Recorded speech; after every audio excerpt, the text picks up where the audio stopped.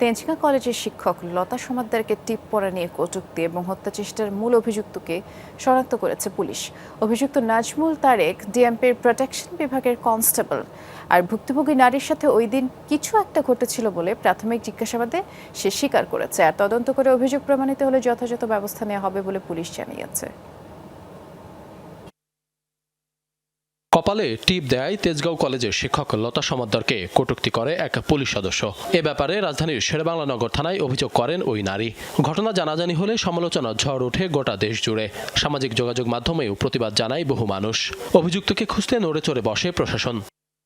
ভুক্তভোগী নারীর দেয়া বর্ণনা ও ঘটনাস্থলের সিসি ক্যামেরার ফুটেজ বিশ্লেষণ করে অবশেষে অভিযুক্ত ওই পুলিশ সদস্যকে শনাক্ত করেছে ডিএমপির তেজগাঁও বিভাগের একটি দল। জানা গেছে অভিযুক্ত পুলিশ সদস্যের নাম নাজমুল তারেক। তিনি ডিএমপির প্রোটেকশন বিভাগের কনস্টেবল হিসেবে কর্মরত।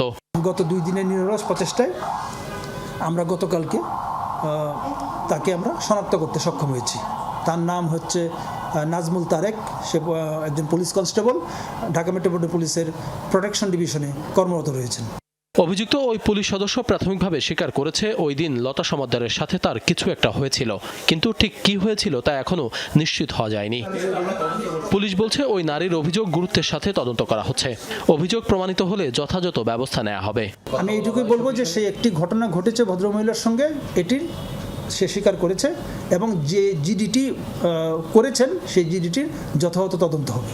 পুলিশ সদস্যের ব্যবহার করা মোটরসাইকেলটিও চোরাই কিনা বা কিভাবে তার কাছে এলো তাও তদন্ত করা হচ্ছে বলে জানিয়েছে পুলিশের ঊর্ধ্বতন কর্মকর্তারা। আশিক মাহমুদ, যমুনা নিউজ, ঢাকা।